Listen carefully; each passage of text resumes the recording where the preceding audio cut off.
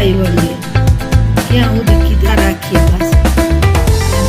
એવો તો આપણને બધું શીખવાડે માણસ રૂપે, એને કેટલી તકલીફો પડી આ ભજનમાં, એને કઈ કઈ તકલીફો પડી. જો શબ્દો તમે સાંભળશો ને બહુ સુંદર શબ્દ છે, એની ઉપરથી આપણી તકલીફો તો કઈ નથી. અને આ તો કહેવા જેવું છે કે તમે આસપાસ નજર કરો, આપણે સરસ મજાના ઘરમાં હોય અને આ ગોધરા કામ કરતા હોય, જો ખેતરને એકલા પડ્યા રહેતા છોકરા તારા પછી પડતા, એની આમે તો આપણે ભગવાનનો આભાર માનવો છે તો આપણે ઘણા શીખીએ છીએ. તકલીફો નિવારણ એનું આ સુંદર ભજન છે. ભગવાને એટલી તકલીફો કરી ભગવાનને કશું બોલ્યા વગર આપણને દર્શાવી દીધું.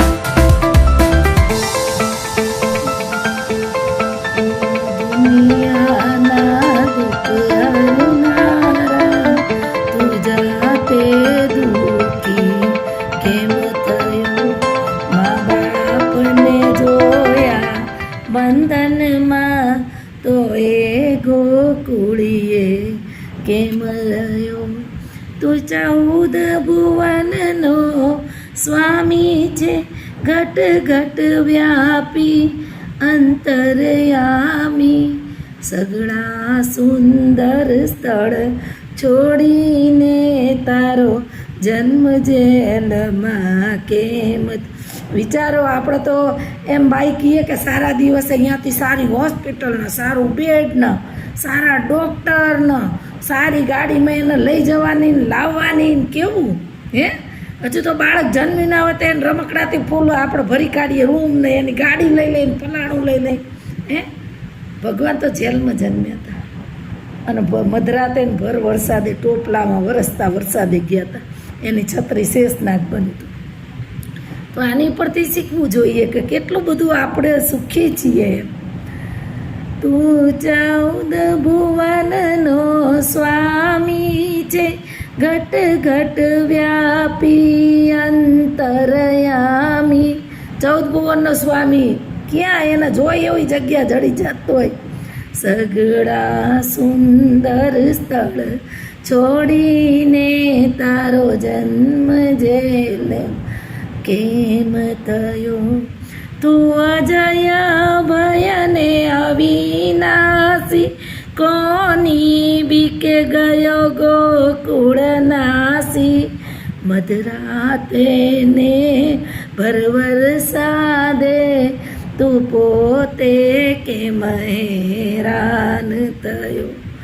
તું જગદ ગુરુને યોગેશ્વર, ભગવદ્ ગીતાનો જ્ઞાનેશ્વર, નિર્બંધ છતાં વ્રજ ગોપાલણના બંધનમાં તું કેમ રહ્યો. ઓ દુનિયાના દુઃખ હરનારા તું જાતે દુઃખી કેમ. અજય અભયને અવિનાશી હતો તોય ગોકુળમાં નાસી જવું પડ્યું હતું, આપણને શીખવાડવા માટે. નાસી જવું ને પલાયન થવું એમ કે ડાકોરના રણછોડ છોડીને વયા ગયા ને રણછોડ નામ પડ્યું, પણ એ કોઈક સારી ક્રિયા માટે. આમ કામચોરીથી ભાગી જવાની વાત આવતી નથી. અને એ નિર્બંધ છે, જોયું તમે, નિર્બંધ, કોઈના બંધનમાં નથી. તોય આજ લોકો બોલે છે રાધા કૃષ્ણ રાધા કૃષ્ણ રાધા કૃષ્ણ. વ્રજ ગોપાલણના બંધનમાં રહે. અતૂટ પ્રેમને જાહેર કરવાની જરૂર હોતી નથી.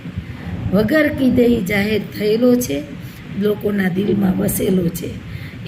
એની સબૂતોની કોઈ જાહેરાતો હોતી નથી. એ તમારા દિલમાં જ છે. કોઈ પ્રત્યે તમને લાગણી છે, માન છે, સન્માન છે, પ્રેમ છે, હેત છે, સ્નેહ છે, કડવાહટ છે, નફરત છે, તો એ પણ વગર બોલે તમે દર્શાવી શકો છો. એના સમય આવે ત્યારે તમે નિભાવી શકો છો. તો ઘણા સારા ભજનો છે અને હું જ્યાં જ્યાં લીટી આવે ત્યાં મને બોલવું ગમે છે, સમજાવવું ગમે છે. કેમ કે તમને લોકોને નહીં પણ મારા બાળકો માટે હું પ્રાર્થના સભામાં ગાઉં છું ત્યારે એક એક લીટીનો અર્થગ્રહણ આપણને સરકારે આપ્યું છે કે ભાઈ તમે પાઠ ભણાવો તો શબ્દનો અર્થ એને ખબર હોવી જોઈએ અને એ અર્થને એને ગ્રહણ કરવો જોઈએ જીવનમાં. તો મારી તો તમામ વાતો અર્થગ્રહણવાળી હોય છે. અસ્તુ.